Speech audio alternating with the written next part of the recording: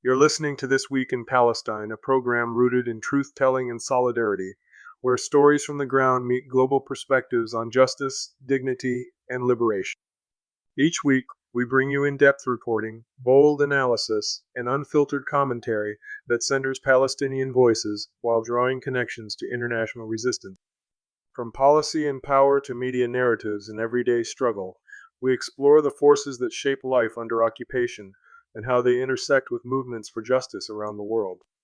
Please note, the views and opinions shared in the next hour are those of our hosts and guests, and do not necessarily represent WZBC, Boston College, or its Board of Trustees. This isn't a space for diluted dialogue, it's a platform for courageous truth. Thank you for joining us on the journey. You are listening to This Week in Palestine, Truth and Justice Radio. Good morning, good evening, wherever you are around the world. I'm your host, Mohammed Al-Ghul, and it's a privilege to welcome you back to This Week in Palestine. Today is Sunday, July 20th, 2025. And once again, our hearts and focus return to Gaza and the West Bank lands scarred by siege and silenced by global indifference. Though headlines fade and attention shifts, the suffering remains relentless. Families continue to face displacement, communities resist with courage, and the pursuit of dignity carries on through unimaginable odds. And still, the question echoes, how long must a people endure before the watching world moves from witness to action? Stay with us as we uncover truth, uplift resilience, and keep the flame of justice burning. Last week, we explored the vital practice of boycotting companies that support or profit from Israel's actions, and we recommended several apps to help identify the products linked to that complicity. But the truth is stark. The web of corporate involvement runs deep. We're talking about hundreds of companies and tens of thousands of products, spanning everything from technology and food to fashion and finance. Breaking free from this system isn't easy. It demands real commitment and a willingness to rethink everyday choices. But refusing to fuel genocide through our purchases is a powerful step toward justice, and every action counts. The brutal truth is that dozens of multinational corporations are profiting directly from the suffering of Palestinians in Gaza, what United Nations Special Rapporteur Francesca Albanese calls an economy of genocide. Defense giants like Lockheed Martin, Boeing, RTX Raytheon, and General Dynamics have seen surging stock prices as they supply the fighter jets, guided bombs, and artillery used in Israel's military campaign. Tech firms including Google, Amazon, Microsoft, and Palantir provide cloud platforms and AI targeting systems like Project Nimbus and predictive kill list algorithms that enable mass surveillance and automated warfare. Construction companies such as Caterpillar, Volvo, and Hyundai supply bulldozers and machinery used in demolitions of Palestinian homes, while Booking.com and Airbnb monetize stolen land through illegal Israeli settlement listing. Financial institutions like BlackRock and Vanguard deepen global complicity by investing heavily in these firms, while agricultural and energy providers such as Orbia, Netafim, Glencore, and Drummond sustain settlement expansion and military operations. This corporate network actively benefits from occupation and siege conditions, using Gaza as a testing ground for technologies and tactics that are later deployed globally. Since the war began, the Tel Aviv Stock Exchange has surged over 200%, adding billions in market value, underscoring the profit motive behind continued aggression. As Albanese warns, these corporations are not passive actors. They are legally complicit and must face sanctions, arms embargoes, and reparations demands. Until sustained global pressure is applied, this machinery of profit and impunity will continue to turn devastation into business. Today's episode brings you powerful, uncompromising truth from two voices on the front lines of global accountability. First, we'll hear from Francesca Albanese, the United Nations Special Rapporteur on the occupied Palestinian territories, who has courageously exposed what she calls the economy of genocide, a shadow system where multinational corporations, tech firms, arms manufacturers, and financial institutions profit from Israel's brutal campaign in Gaza. Albanese's report outlines how this corporate web is deeply entangled in the machinery of occupation and apartheid, turning destruction and displacement into a lucrative business model.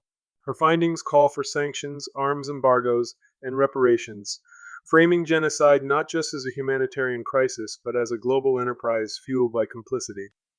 Following that, we turn to Ben Norton, editor of Geopolitical Economy Report, whose in-depth journalism shines a light on a long overdue shift in mainstream discourse. Norton chronicles how, for the first time, major media outlets and international bodies have begun to acknowledge that Israel's actions in Gaza meet the legal definition of genocide. His reporting highlights how mounting evidence, expert testimony, and global outrage have forced even traditionally pro-Israel institutions to confront the scale and intent of Israel's military campaign. From the ICJ's preliminary findings to shifts in language across outlets like The Guardian and BBC, Norton illustrates a moment of reckoning in global media. Together, these voices frame today's truth: genocide is being committed, profit is driving it, and silence is no longer tenable. Let's listen carefully and let this knowledge fuel our action. An economy of occupation just turned into an economy of genocide. The Tel Aviv Stock Exchange has increased its value 179%, 70 billion in the last month alone. Why? Arms manufacturers and security/surveillance system has been profiteering a lot through the customization of weaponry and how Israel has perfected certain techniques of surveillance or hitting, killing Palestinians throughout this genocidal war. Palestine has always been a laboratory for Israel, and Israel must be understood as a military state. In order to preserve itself as an ethno-state, it has had to rely significantly on the use of force, on military force. And the Palestinians have provided an endless pool of resources on which to test surveillance techniques, technology, and other kinds of weapons with zero accountability, zero scrutiny, and a lot of return. One people enriched and another erased. Israel's economy is a business of erasure, of elimination. 60,000 people have been killed. Over 100,000 have been maimed. 1/3 of the killed ones are children. The harm that has been done to the Palestinians is enormous and can hardly be met by justice. However, there is something absolutely abominable in the way this genocide has been committed. This is a genocide that has been enforced through weaponry, technology, and surveillance systems of the 21st century. If I look back right now, after 3 years of this mandate as a special rapporteur, I see a continuum in various pieces of work that I've done. Israel has violated the right of self-determination of the Palestinians, like the rights to exist on the little land that remains to them, politically, culturally, economically. It has strangled the possibility for them to have an economy by controlling their resources, land, water, fuel, gas, and diverting them and the profits that others could make out of them toward itself. And this is why I insist today we need to stop feeding this illusion that there is a good Israel and a bad Israel, a good Israel with whom it's okay to do business, while if you cross the green line and you get into the colonies, then it becomes problematic. No, it's Israel which commits violations of the right of self-determination, which maintains an unlawful occupation, which advances annexation, and therefore it's Israel which today must face sanctions, divestment, and based on what civil society is increasingly and successfully doing, boycotts. The report exposes an economy of occupation which has turned into an economy of genocide. For decades, Israel has advanced its settler colonial project, enabled, facilitated, supported by a network of private entities, which range from the arms sector, Elbit system, Lockheed Martin, surveillance sector, Palantir, whose tools, techniques, and equipment have been used to forcibly displace the Palestinians from their lands, to destroy their lands and livelihoods, their homes, and then to segregate and surveil them with walls, fences, CCTV cameras, etc. And then they have been replaced. So they have been displaced and replaced, and in a way in which the private sector has proven instrumental in creating a new habitat, a new ecosystem made of homes, services, infrastructures, where Israeli Jews and others and their partners, their associates, have replaced the Palestinians. Think of the construction of the colonies, roads, water and electricity infrastructure, extracting Palestinian natural resources, and then producing goods and services and circulating them, connecting to a domestic, regional and international sets of markets. If Palestine was a crime scene, it would have the fingerprints of all of us. So, for example, Airbnb and Booking.com advertise properties on land that settlers and the State of Israel have stolen from the Palestinians. We continue to normalize the occupation through a click. And this is not even the end of the story, because there has been a network, a web of enablers made of banks like BNP or Barclays, financial entities like BlackRock and Vanguard, and even universities which have lended legitimacy and financial means, funds, endowments to the system to thrive, so that Israel could continue business as usual. It is displacement and replacement of the Palestinians in a vicious circle. Now, I could have written this report decades ago, and still what has happened now is that instead of disengaging from this economy of occupation, which is unlawful, and we need to understand the legal framework there, because it implies responsibility and possibly liability of companies and their executives, is that instead of disengaging, these companies have maintained their entwinement with this economy and have even profited more. Hyundai has been providing machinery that has been used to demolish Palestinian infrastructure in the West Bank. And now that machinery is being used to pulverize Gaza. Same with Volvo. Volvo has been providing buses used to connect colonies and the colonies to Israel. Or think of the weaponry that has been enhanced and rendered more sophisticated through the support of artificial intelligence and other technologies in order to become more lethal at a reduced cost of life for the Israelis, like unmanned technologies, quadcopters, killing drones. So all this has generated an incredible economy, very high profits. But also think of the water industry or the dairy industry that should have complained for losing the market that Gaza represented, right? No, they've not made a peep, because ideologically they support what the State of Israel is doing. And universities have not disentangled from partnership with Israeli universities or with the Israeli defense sector and other forms of research in the name of neutrality. But there is nothing neutral, nothing innocent in engaging with a state which commits and is accused of committing war crimes, crimes against humanity, and genocide. So this is the red line that companies have continued to cross with knowledge, intent, and purpose. And so this is why I say these people have no realization, no sense of what has been going on in Gaza. I mean, the harm that has been done in Gaza, or if they do, they support it. And this is why I say they must be held accountable. And of course, the companies can say, well, but what can I do? It's Israel making the use it wants of our goods. Yes, but you are enabling it. You are profiting from an unlawful endeavor. The fact of being directly linked to this economy enmeshes you in an economy of occupation. And if you are not held accountable in courts, well, you will have face accountability through the choice of your consumers. The strength of this report is in how it explains and exposes a system of entanglement and complicity of private actors with an unlawful endeavor. The International Court of Justice says that the occupation is unlawful, it should be withdrawn totally and unconditionally. And so the question is, how can ever be envisaged that the private sector can do what is prohibited to states, like recognizing the legal consequences of an unlawful act, which is criminal, and trading, aiding and abetting, supporting this unlawful endeavor? This is why I say the only legal legal move that companies can make is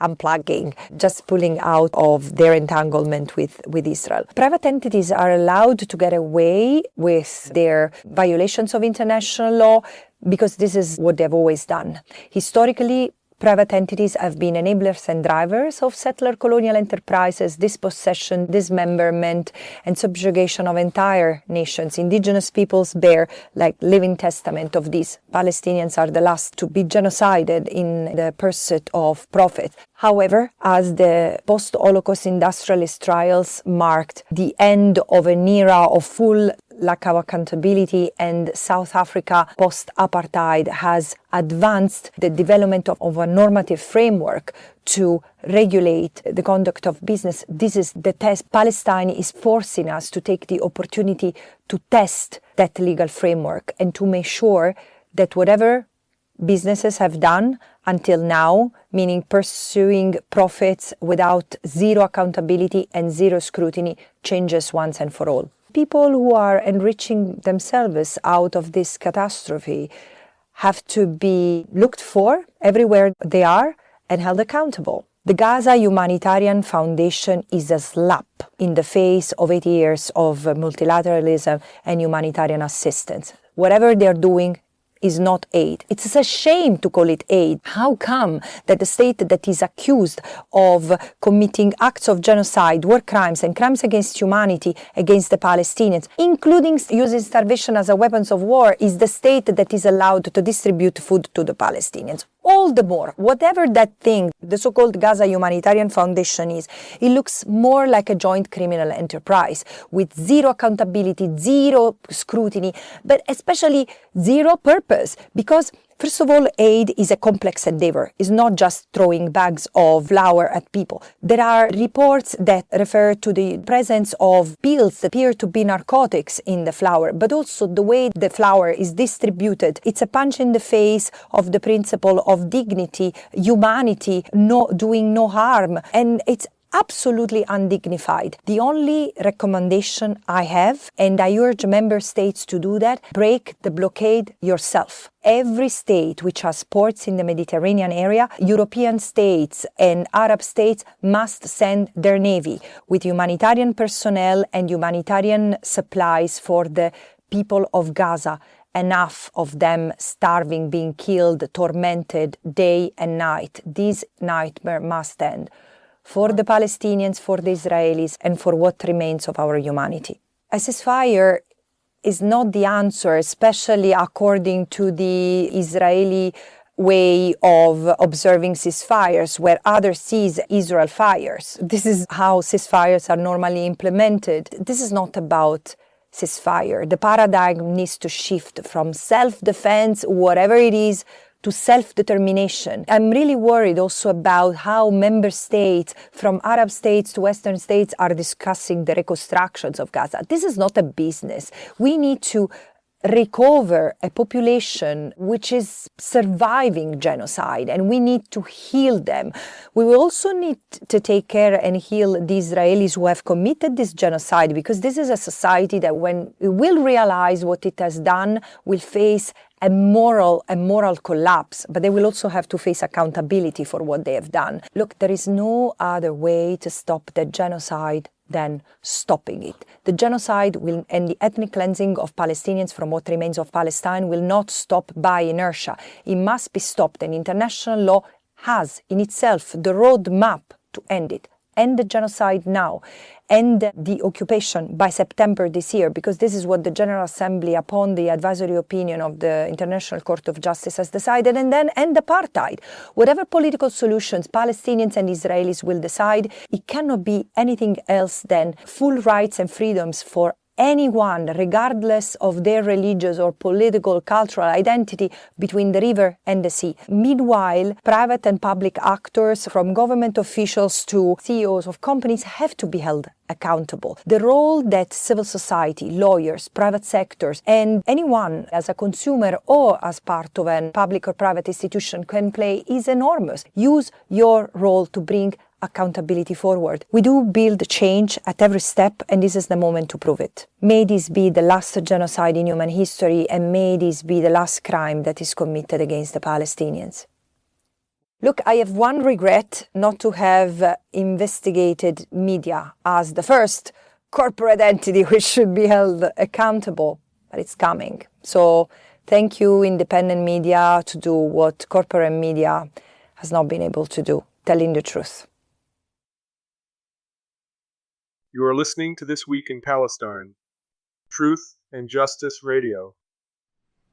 The U.S. media has played a key role in whitewashing the horrifying crimes committed by Israel against the Palestinian people in Gaza, with the full support of the U.S. government under both Donald Trump and Joe Biden. Yet those crimes have become so blatant and so impossible to deny that slowly the U.S. media is having to admit what is actually happening. The leading U.S. newspaper, the New York Times, has been one of the leading media outlets spreading nonstop propaganda in support of Israel, denying and whitewashing the crimes it committed against the Palestinian people. And yet, this July, after nearly 2 years of Israel's U.S.-sponsored genocide in Gaza, the New York Times finally published an article admitting that what Israel is doing is indeed a genocide sponsored by the U.S. government. And this was an article published by an Israeli scholar who served in the Israeli military, the IDF, and he's a world-renowned expert on genocide. He wrote, quote, "My inescapable conclusion has become that Israel is committing genocide against the Palestinian people. Having grown up in a Zionist home, lived the first half of my life in Israel, served in the IDF as a soldier and officer, and spent most of my career researching and writing on war crimes and the Holocaust. This was a painful conclusion to reach, and one that I resisted as long as I could. But I have been teaching classes on genocide for a quarter of a century. I can recognize one when I see one." End quote. Those were the words of Omer Bartov, who is an Israeli scholar born and educated in Israel. And today he is a professor of Holocaust and genocide studies at Brown University, an elite Ivy League school in the US. And in this article that he wrote in the New York Times, he explained how he came to this inescapable conclusion that Israel is carrying out a US-sponsored genocide against the Palestinian people. He noted that when Palestinians attacked the Israeli colonial regime in October of 2023, after Israel had carried out an illegal criminal blockade of Gaza for more than a decade, and of course all of that context has been erased, but when Palestinians attacked the Israeli occupiers in October 2023, this scholar, Omer Bartov, initially said that it was not a genocide, although he acknowledged that Israel carried out war crimes and potentially crimes against humanity. However, he acknowledged that as Israel continued to carry out this genocide after October 2023, he noted that in May 2024, the IDF ethnically cleansed 1 million Palestinians who were sheltered in Rafah in the southern part of the Gaza Strip. And then the Israeli regime completely destroyed Rafah. And he wrote, quote, "At that point, it appeared no longer possible to deny that the pattern of IDF operations was consistent with the statements denoting genocidal intent made by Israeli leaders in the days after the Palestinian attack in October of 2023. Going on in this article, this Israeli scholar noted that Israel's Prime Minister Benjamin Netanyahu urged Israelis to remember Amalek, which is a reference to a biblical passage in which God tells the Israelites to, quote, "kill alike men and women, infants and sucklings," end quote, which again is genocide, complete annihilation. Then Israeli regime officials said they were fighting, quote, "human animals," end quote, so demonizing Palestinians as animals. And then Israeli officials called for, quote, total annihilation, end quote. And the deputy speaker of Israel's parliament, Nissim Vatori, said that Israel's task must be, quote, erasing the Gaza Strip from the face of the earth, end quote. This Israeli scholar then went on and he said, quote, those engaged in the worldwide culture of commemoration and remembrance built around the Holocaust will have to confront a moral reckoning. The wider community of genocide scholars is now edging ever closer toward a consensus over describing events in Gaza as a genocide. In November, a little more than a year into the war, the Israeli genocide scholar Shmuel Lederman joined in the growing chorus of opinion that Israel was engaged in genocidal actions. The Canadian international lawyer William Shabas came to the same conclusion last year and has recently described Israel's military campaign in Gaza as absolutely a genocide, end quote. Now, I have to say it is incredible seeing this in the New York Times, considering that the Times has been one of the leading propagandists in support of the genocidal Israeli regime, and the New York Times itself is directly complicit in these U.S.-sponsored crimes committed against the Palestinian people for years. This did not start in October 2023. And as recently as a few weeks ago, in June, the New York Times was still publishing articles praising Israel as a hero.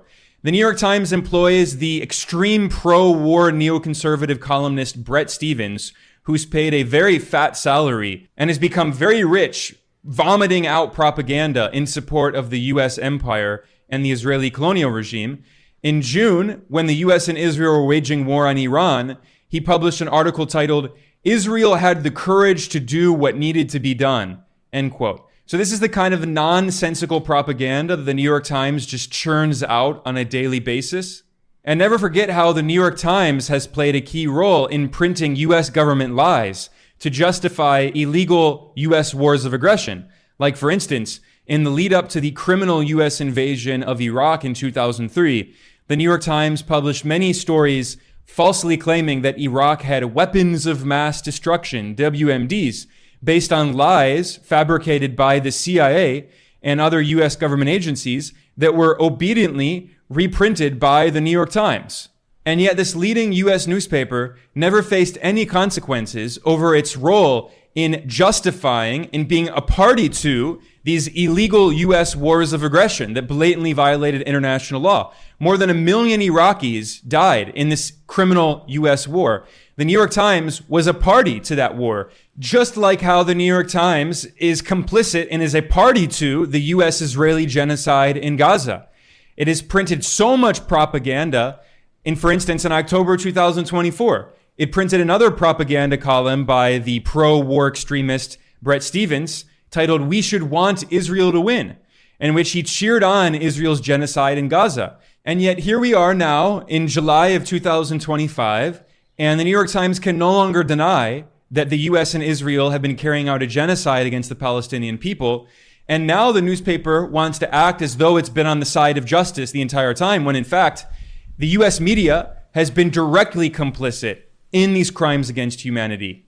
And the same cynical thing is happening now in Europe, because European countries have played a key role in sponsoring Israel's genocide as well, especially Germany, which carried out one of the worst genocides in human history and is basically always on the wrong side of history and continues to support another genocide today, and also the UK and France and many other European countries. And yet now, the former top EU diplomat, Josep Borrell, who until just a few months ago was the de facto foreign minister of the European Union, now after leaving his position as the most powerful EU diplomat, where he could have actually done something, now he admits that Israel is carrying out genocide in Gaza. These were the comments made by Josep Borrell, the former European Union foreign policy chief. Quote, we're facing the largest ethnic cleansing operation since the end of the Second World War, that is the Nazi Holocaust, in order to create a splendid holiday destination in Gaza. Once the millions of tons of rubble have been cleared from Gaza and the Palestinians have died or gone away, end quote. He also noted that the Israeli colonial regime is starving millions of Palestinians in Gaza, civilians, as a weapon of war, which is another genocidal crime against humanity. However, again, let's not forget that when Borrell actually had power, when he was the top EU diplomat, he facilitated Israel's genocide. He was complicit in these crimes, like the New York Times. Yes, Europe is a garden. We have built a garden. The rest of the world, most of the rest of the world, is a jungle. And the jungle could invade the garden. But what's clearly happening is that these US-sponsored Israeli crimes have become so blatant and so undeniable that many public officials are recognizing, wow, we need to call this out. So in a few years, if there ever is justice, like there were the Nuremberg trials against the Nazis, if there is justice, these figures are saying we need to make sure that we're on record speaking out against this genocide after for nearly 2 years we helped to facilitate it. This is even happening inside the Israeli regime itself. A former Israeli prime minister, Ehud Olmert, who is himself a war criminal, who carried out horrific crimes against the Palestinian people. This did not start in 2023. This goes back to the Nakba, the ethnic cleansing, the original genocide against the Palestinian people upon which Israel was founded in 1948. And it goes back to 1967, when Israel illegally occupied the territory of multiple Arab countries, including Syria, the Golan Heights, which is still occupied by Israel to this day, and including the Sinai Peninsula, which is part of Egypt. And ever since then, for nearly 60 years, Israel has maintained its illegal occupation of Palestinian territory and Syrian territory in violation of international law, and the U.S. government has strongly supported it as an outpost of the U.S. empire, as an unsinkable aircraft carrier for the U.S. empire in this very strategic region. But today, as Israel is just carrying out a blatant genocide, it's being live streamed in broad daylight, it's become impossible to deny.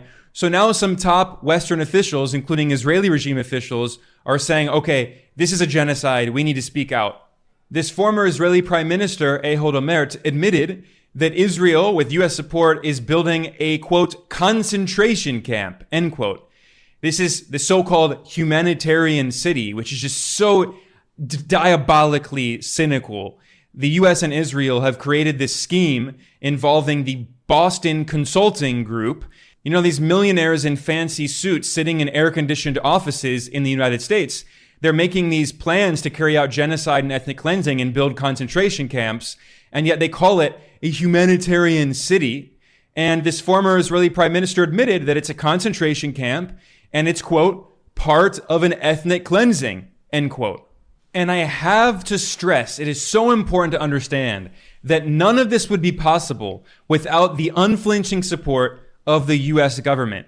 Israeli media outlets like the top Israeli newspaper Haaretz have published reports admitting, citing top Israeli military officials, that Israel could not carry out this genocide without the political and diplomatic support of the U.S. government, and most importantly, without the weapons and ammunition provided by the U.S. government. It would be impossible. And yet the U.S. government continues to flood Israel with billions of dollars of weapons and ammunition, including Trump himself. Soon after returning to the White House for his second term as president, he claimed he would be a peace president, but he bypassed the Congress in order to send $8 billion more worth of weapons to Israel to help it carry out this genocide. And of course, let's be very clear here. This is not just Trump and the Republicans. It's also Joe Biden and the Democrats, because this genocide started under Biden. And Biden gave Israel nearly $20 billion worth of so-called military aid. And even that term is very misleading because it's not actually aid. This is money that goes to U.S. private corporations, military contractors as part of the military-industrial complex, like Lockheed Martin and Raytheon and Boeing.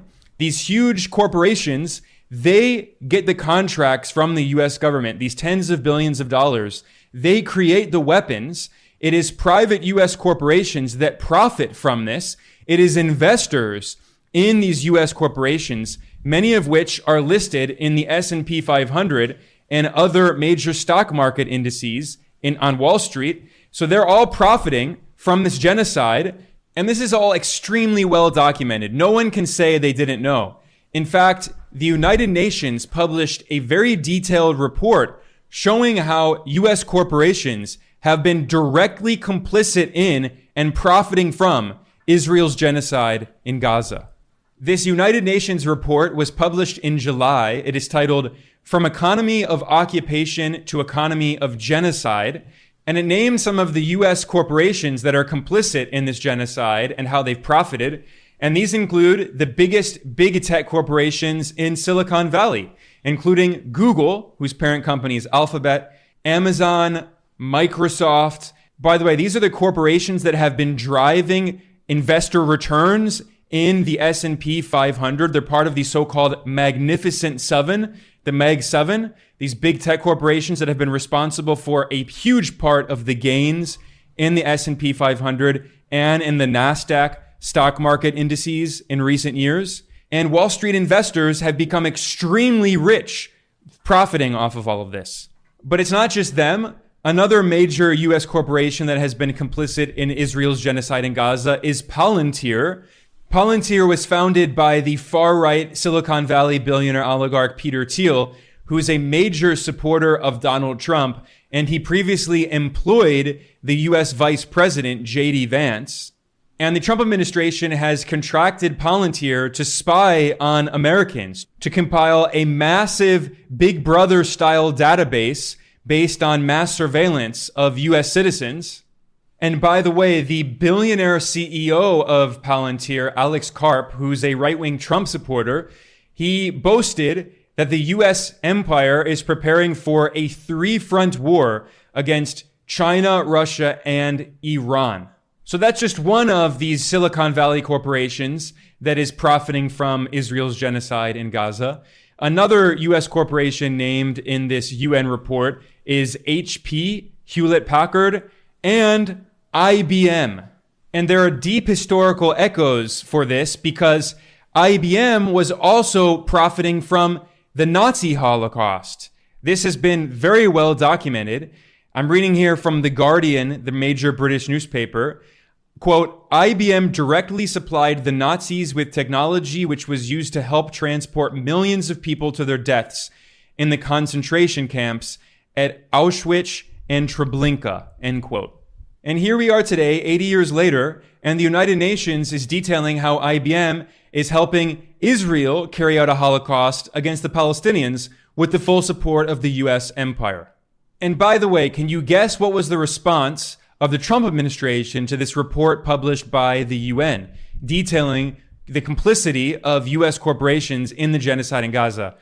Drum roll, Secretary of State Marco Rubio, a war criminal who has supported every single U.S. war of aggression, announced that the U.S. government is imposing sanctions on the United Nations human rights expert who did this investigation and published this report. This is the UN Special Rapporteur on the Human Rights of Palestinians, Francesca Albanese, who is an Italian expert in international human rights law. And she's now under sanctions by the U.S. regime for the supposed crime of detailing how U.S. corporations are profiting from a genocide. It's obscene, frankly. But right now, I want to remind everyone that the reason why these sanctions have been imposed is the pursuit of justice. Of course, I've been critical of Israel. It has been committing genocide and crimes against humanity and war crimes, and not because I say that. There are criminal proceedings and international Court of Justice proceedings against Israel for these crimes, but also because there are companies who are profiting from it. And excuse me, I record the offensive and rude posture that has come from some of these companies in reaction to my report. This is the level of criminality of the U.S. regime. It's not a normal government. It is a genocidal regime that is sponsoring a genocide in broad daylight. Everyone in the world can see it. It's openly admitted in the New York Times. United Nations experts are publishing reports detailing that this is a genocide. And the response of the US government is to send more weapons to speed up the genocide and to impose sanctions on the UN experts who are exposing the genocide. And you really have to admire the bravery of these UN experts like Francesca Albanese, the UN Special Rapporteur, because she's being threatened directly by the US empire, by the most powerful regime on earth that has a long history of carrying out crimes against humanity and sponsoring genocide. And yet when she heard the news that the US regime had imposed sanctions on her, she lifted her fist in defiance and she said, quote, "The powerful punishing those who speak for the powerless. It is not a sign of strength, but of guilt," end quote. And I think Albanese will go down in history remembered as a hero, as someone who spoke out against this genocide and tried to do everything she could to stop this genocide, while the US regime and Wall Street and Silicon Valley and US capitalists and big corporations profited from this Holocaust. And I really need to emphasize that this is not new in history. US corporations also profited from the original Holocaust. US capitalists and US politicians like the Bush family. There are two different US presidents from the Bush dynasty, George Bush Sr., George H.W. Bush Sr., and George W. Bush, his son, both war criminals who both waged war on Iraq and carried out horrific crimes. And the father of George Bush Sr., the grandfather of George W. Bush, Prescott Bush, was himself a wealthy capitalist who also profited from doing business with Hitler, with Nazi Germany, and profited from the original Nazi Holocaust.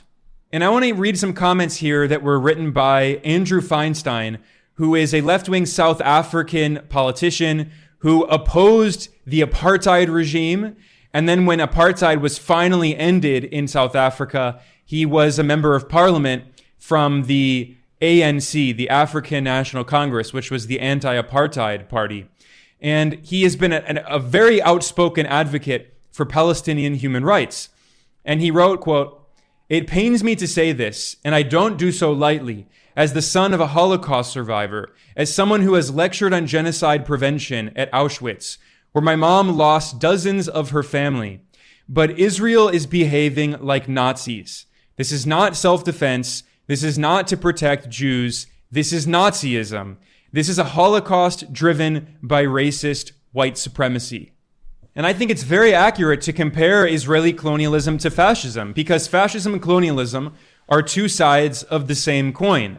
This was famously articulated by the anti-colonial intellectual Aimé Césaire in his very important book, Discourse on Colonialism. He explained how fascism was colonialism turned inward, that the crimes carried out by the Italian fascist regime under Mussolini and the German Nazi regime under Hitler and the Japanese fascist empire, these were all the crimes committed by the European colonial empires against colonial subjects in Latin America and Africa and Asia. But those crimes were ignored because it was not people in the West, in Europe, who were the actual direct victims of those crimes. But then the fascist regimes turned those crimes inward, those same colonial policies of extermination and genocide. In fact, the Nazis got the idea of the concentration camps from the US colonialists who created concentration camps for Native Americans as they carried out genocide against the indigenous peoples of North America. And the Nazis were also inspired by the racist apartheid system of Jim Crow in the US. They borrowed those ideas and applied them to racial and ethnic minorities inside Germany and other parts of Europe. And the crimes that the Israeli regime is carrying out today, as it's run by an American, Netanyahu, who had US citizenship twice. He was raised and educated in the US. Netanyahu is an American. He's a longtime friend of Trump.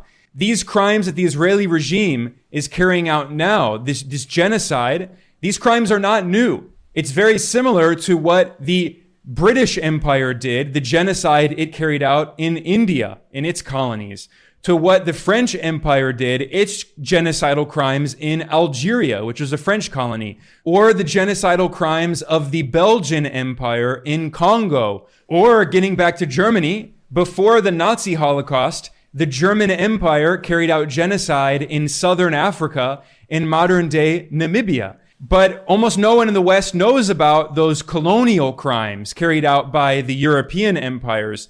They only know about the horrific crimes carried out by the fascist regimes, because those fascist regimes used the same colonial practices inside Europe. So this is the true face of the so-called democratic West. When Western imperialist countries bloviate about democracy and human rights and why they have to interfere in the internal sovereign affairs of countries all across the global south and carry out coups and regime change operations and wars and humanitarian interventions. Never forget that these Western empires have carried out the worst crimes against humanity and genocide, and all of this rhetoric about democracy and human rights is completely cynical, it's completely hypocritical. These Western regimes have never actually been democratic. They've been the worst violators of democracy. And the fact that they've been supporting Israel's genocide for nearly 2 years in broad daylight, it's not a deviation from the great Western democracies of the past. It's not a perversion. It is exactly what they've been doing for centuries. This is the true face of Western imperialism. And as I conclude here, I must emphasize that it has been completely obvious from the very beginning that Israel has been carrying out genocide. The United Nations created a special committee that said as explicitly as possible that Israel is carrying out genocide with the full support of the US government. And these Western so-called human rights organizations that have often been complicit in U.S. imperialist wars, justifying the U.S. imperialist war on Libya and Syria, justifying imperialist U.S. so-called humanitarian intervention, they're now trying to wash their hands of complicity in these crimes against humanity. And that's why Amnesty International also in 2024 admitted that Israel is carrying out genocide in Gaza. And that's why now even mainstream U.S. media outlets like the New York Times are finally admitting the truth after nearly 2 years, after 21 months of a live stream genocide we've all seen on social media every single day. Because they can clearly see that in history, students will learn about the U.S.-sponsored, Western-sponsored Israeli genocide against the Palestinian people carried out in 2023, 2024, and 2025 in broad daylight. They will know it will not be controversial that it was genocide. So now these Western institutions are trying to save face desperately, and they're acting as though they were always on the right side of history, but don't let them erase their complicity in these horrific crimes. And never forget how they spent 2 years smearing independent journalists and activists and scholars and advocates like us here and millions of other people around the world who from the very beginning were saying that this is a genocide and that the Palestinian people need to be supported. Supporters of Palestinian human rights were viciously attacked and smeared with nonsensical claims. And now it's clear that advocates for Palestinian human rights were always on the right side of history. And don't let the people who were complicit try to whitewash all of that and erase it. After listening to Francesca Albanese's powerful United Nations report and Ben Norton's sharp geopolitical analysis, I found myself haunted by a series of questions that demand answers not just from experts, but from all of us. Questions that cut to the heart of international law, moral responsibility, and the complicity of nations, institutions, and individuals in one of the most visible genocides of our time. We are living through a horrifying paradox, a genocide that is not hidden, whispered, or tucked away in dusty archives. It is streamed in real time, shared across every platform, dissected in headlines, and still allowed to continue. How is it possible that the world watches with open eyes as entire families are erased, as hospitals collapse under missile fire, as children are buried under rubble, and yet global institutions hesitate, diplomats equivocate, and powerful nations refuse to act? Francesca Albanese has laid out in chilling detail what she calls the economy of genocide, a web of corporations profiting from destruction, and states enabling the killing with weapons, intelligence, and diplomatic cover. Ben Norton reveals how the media, after years of downplaying or deflecting, has finally begun to admit that Israel is committing genocide not metaphorically, not symbolically, but in legal and lived reality. And still, silence reigns. This silence isn't passive, it's political. It's engineered, because acknowledging genocide would mean obligation, to sanction, to intervene, to prosecute. To many governments, Palestinian liberation is inconvenient. So they delay, deflect, and deny. So I ask myself, is Israel solely responsible for this genocide, or is the global power structure holding the other end of the rifle? Let's be clear, Israel pulls the trigger. But it's the United States that supplies the bullets. It's the UK, Germany, France, and Italy that lend the political cover, manufacture the tanks, send the surveillance drones, and block accountability at international courts. Israel receives over $3.8 billion annually in U.S. military aid, plus billions more in tech partnerships and diplomatic guarantees. This means that every missile launched, every bomb dropped, every home demolished in Gaza is part of a supply chain that runs through Western capitals. Without these governments, Israel's war machine would sputter. Western complicity goes beyond arms. It lies in United Nations vetoes, media spin, trade agreements, and in silencing human rights advocates. When Germany jails artists and academics for supporting BDS, when France bans Palestinian solidarity protests, when British leaders call student protesters anti-Semitic mobs, they're not just enabling genocide, they're ensuring its normalization. And what of the Arab and Islamic world? What of the leaders who claim to defend Muslim dignity, yet open embassies in Tel Aviv, maintain trade with Israeli companies, and offer nothing but hollow condemnation? This brings me to another painful question. What is the role of Arab and Islamic governments in this genocide? Are they bystanders or collaborators? Many regimes in the Arab world, particularly Egypt, Saudi Arabia, the UAE, and even Jordan, have played strategic roles in either directly facilitating Israel's blockade, suppressing pro-Palestinian movements, or normalizing diplomatic ties. Egypt controls the Rafah crossing and has repeatedly denied entry to humanitarian convoys, citing security concerns. The UAE and Bahrain signed the Abraham Accords, deepening economic ties with Israel even as bombs fell on Gaza. Some say these governments are following Western instructions, keeping silent to protect their interests, foreign aid, or regime stability. Others argue they are protecting Israel deliberately, fearing that a free and democratic Palestine would inspire revolutionary movements at home. Whatever the reason, their silence is not neutral. It has consequences. Every closed border, every censored protest, every surveillance of activists inside Arab states is part of the machinery that lets genocide proceed without disruption. Yet, this is not a blanket condemnation of the peoples of these nations. From Tunis to Beirut, Istanbul to Jakarta, Amman to Rabat, ordinary people have flooded the streets in solidarity, defying bans and brutality to demand justice for Palestine. The masses are awake, even if their rulers are afraid. So where do we go from here? Knowing the scale of complicity from arms dealers to Western governments, from tech firms to Arab regimes, we must ask not only how this genocide continues, but how we resist it. This starts with truth-telling, with naming names, with boycotts, divestment, sanctions, and the refusal to normalize apartheid.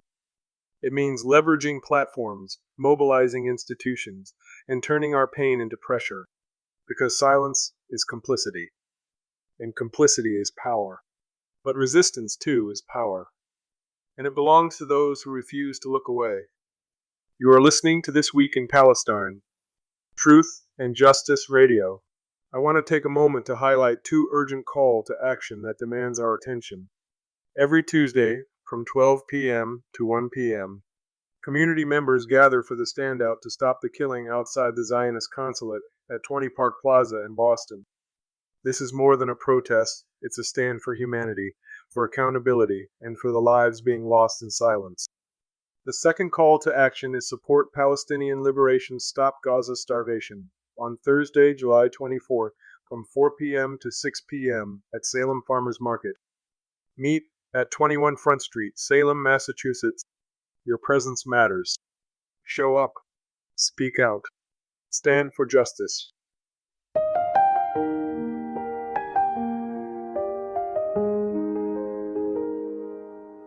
Everything was quiet, then came the sound. My teddy bear fell as I looked around. Where did Mama go? She was just right here. And Papa's voice I strained to hear.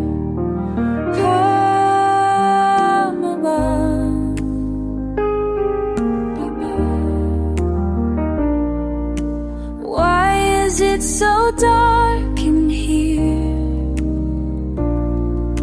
Where did all the light go? Can anyone hear me? I just wanna know. La la la. Oh. Strange faces gather, they're taking me. My small voice trembles, I beg them to stay. Please find my sister, she's just a baby still. But no one answers, and no one will. Sister, please. Why is it so dark in here?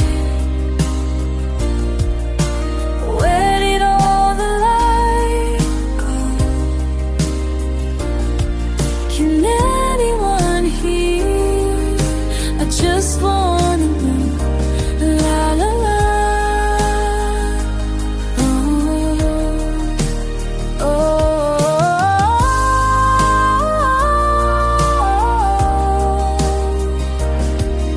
The silence speaks louder than words.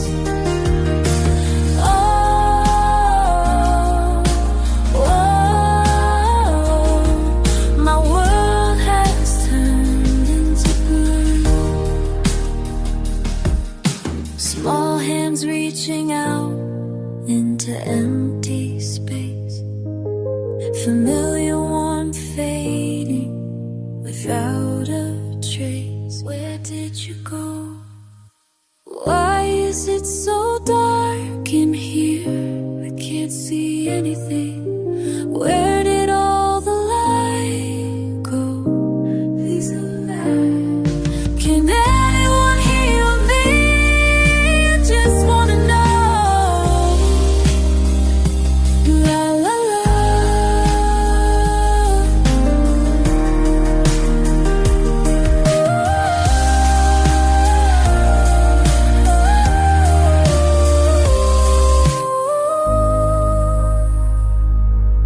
The darkness grows deeper as night carries on. My voice gets weaker until it's gone. That wraps up today's episode of This Week in Palestine. Stay curious, stay courageous, and keep questioning the narratives that silence truth. Until next time, I'm your host, Muhammad Al Ghul, and it's been a privilege to share this space with you. If you'd like to send us your thoughts, ask a question, or support our work, drop us a line at twippodcasts@gmail.com. We genuinely welcome your voice. A deep and heartfelt thank you to our listeners and to the brilliant team behind this show: Bob Funk, Stanley Robinson, Stephen Lowe, Sophia Rose Woolman, Tahani Abu Moza, Dr. Rana Awad, Dr. Bethany Marks, Juliet Salama Holovier, and Rinad Alkul. Your passion fuels every broadcast. This Week in Palestine is brought to you by Truth and Justice Radio, broadcasting with purpose from WZBC Student Radio at Boston College. Thank you for walking with us on this journey toward liberation. Until next week, stay bold.